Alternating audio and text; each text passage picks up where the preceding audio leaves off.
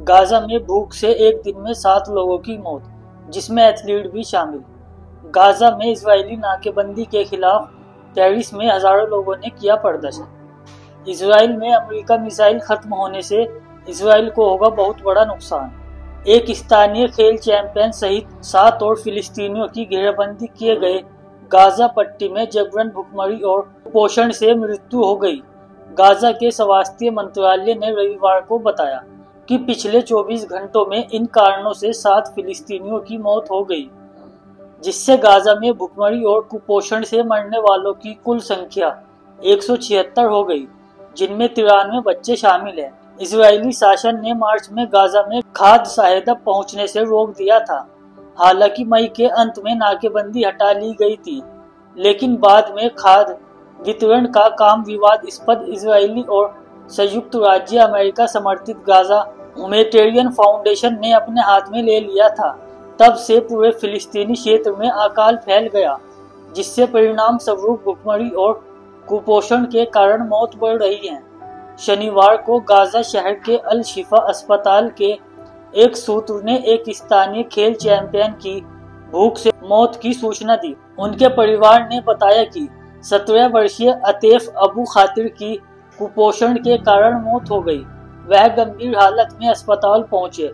भोजन और चिकित्सा देखभाल की कमी के कारण गंभीर जटिलताओं से जूझ रहे थे। निधन से पहले उनका वजन सामान्य 70 किलो से घटकर सिर्फ 25 किलो रह गया था। गाजा में फिलिस्तीनी लोगों को भोजन की सख्त जरूरत है, क्योंकि इजराइल की सहायता पर नाकेबंदी जारी है। संयुक्त राष्ट्र और मानवीय एजेंसियों के अधिकारियों की रिपोर्ट है कि इस नाकेबंदी और मानवीय सहायता में आपूर्ति पर इससे जुड़े प्रतिबंधों के कारण फिलिस्तीनियों में व्यापक भुखमरी फैल गई। एक वीडियो में हमास आंदोलन गाजा द्वारा गाजा में बंदी बनाए गए इजरायली नागरिक एवियातार डेविड ने इजरायली अधिकारियों से गाजा में भोजन पहुंचाने की अनुमति देने की गुहार लगाई। अक्टूबर 2023 से बंदी बनाए गए 24 वर्षीय डेविड ने कहा कि भोजन की कमी का असर उन पर भी पड़ रहा है। मैंने कई दिनों से कुछ नहीं खाया, मुझे पीने का पानी भी मुश्किल से मिल रहा है। डेविड के परिवारों ने इजरायली शासन से गाजा में खाद्य आपूर्ति सुनिश्चित करने का आग्रह किया और अंतर्राष्ट्रीय समुदाय से इजरायली अधिकारियों पर दबाव डालने का आग्रह किया, ताकि एवियातार को बचाने के लिए हर संभव प्रयास किया जा सके।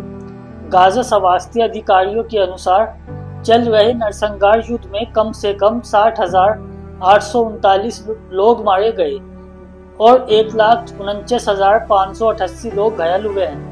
पेरिस में भारी भीड़ ने घिरे हुए गाजा पट्टी पर इजराइल के क्रूर युद्ध के बीच फिलिस्तीनियों के साथ एकजुटता प्रदर्शित करते हुए मार्च निकाला। प्रदर्शनकारियों में निर्वाचित अधिकारी, मानवीय मिशन के बचे हुए लोग और कार्यकर्ता शामिल थे, जो सभी इजरायली शासन के खिलाफ तत्काल प्रतिबंध लगाने और उसकी दंडमुक्ति को समाप्त करने की मांग कर रहे थे।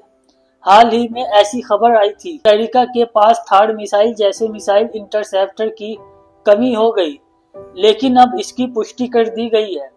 अमेरिकी सैन्य निर्माता अपने उत्पाद को बढ़ाने के तरीके खोजने में लगे हैं।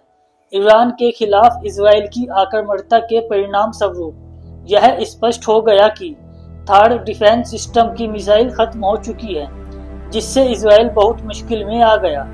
अगर अब ईरान हमला करता है तो अब इजराइल को जितना नुकसान होगा उसका बस अंदाजा ही लगाया जा सकता है, जिसे लेकर इजराइल में खौफ का माहौल बना हुआ है। आज की रिपोर्ट में इतना ही। अगर आपको हमारी वीडियो पसंद आई है तो हमारे चैनल को सब्सक्राइब जरूर करें। मिलते हैं आपसे अगली वीडियो में।